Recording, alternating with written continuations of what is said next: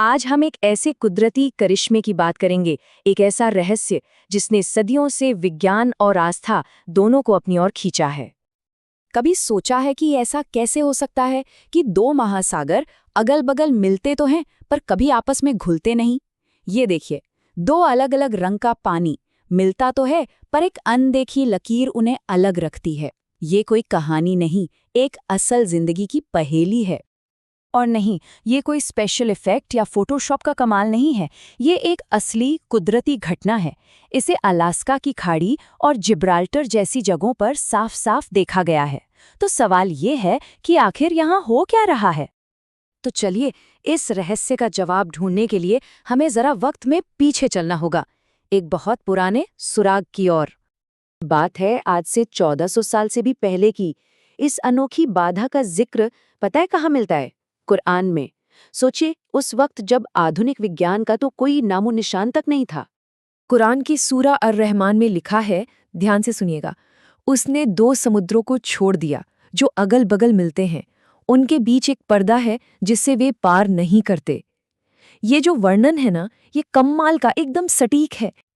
और यहीं पर एक बहुत बड़ा सवाल खड़ा हो जाता है। उस जमाने में ये जानना कैसे मुमकिन था, जब न तो कोई पनडुब्बियां थीं, न सैटेलाइट्स और न ही गहरे समुद्र में झांकने की कोई भी तकनीक। तो फिर ये जानकारी आई कहाँ से? अच्छा, अब आते हैं इस अदृश्य बाधा के विज्ञान पर। आखिर साइंस इसके बारे में क्या कहता है? तो होता ये है कि इन दोनों तरह के पानी की जो प्रॉपर्टीज हैं वो बिल्कुल अलग हैं। जैसे कि एक तरफ है ग्लेशियर से पिघला हुआ पानी, जो हल्का नीला, ठंडा और कम खारा होता है, और दूसरी तरफ है समंदर का गहरा नीला पानी, जो जाहिर है गर्म और बहुत ज्यादा खारा है।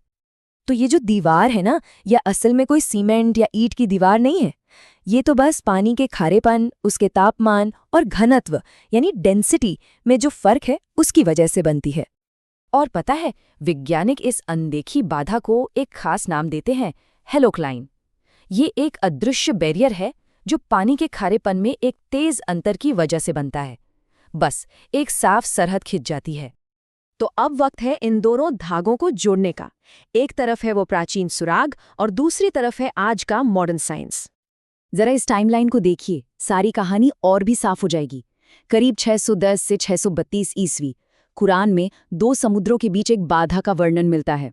फिर सदियों बाद 20वीं सदी में जाकर ओशनोग्राफर्स ने वैज्ञानिक रूप से हेलोक्लाइन की पहचान की, और आज तो नासा और NOAA जैसी संस्थाएं भी इसे एक साइंटिफिक रियलिटी मानती हैं।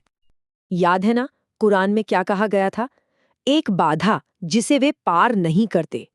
और आधुनिक समुद्र विज्ञान इसी बाधा को क्या कहता है? हेलोक्लाइन। बस यही तो है वो कमाल का कनेक्शन जिसे आज विज्ञान हेलोक्लाइन कहता है। उसी का जिक्र सदियों पहले एक बाधा के तौर पर किया गया था। नाम अलग अलग, पर बात एक ही अद्भुत घटना की। तो इस सब से हम क्या समझ सकते हैं? क्या है इसका गहरा मतलब?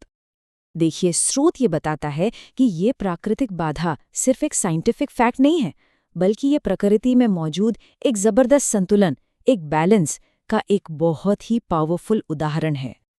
ये एक परफेक्ट सिस्टम की ओर इशारा करता है, एक ऐसी उत्तम प्रणाली जहां हर चीज अपनी जगह पर है और एक खास मकसद पूरा कर रही है। और जानते हैं, इसी संतुलन की वजह से तो हमारे इकोसिस्टम काम करते हैं और यहाँ जीवन मुमकिन हो पाता है।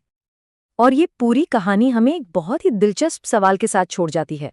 हमारी दुनिया के और कौन-कौन से ऐसे अजूबे हैं जो हमारी नज़रों के ठीक सामने छिपे हैं और बस समझे जाने का इंतजार कर रहे हैं?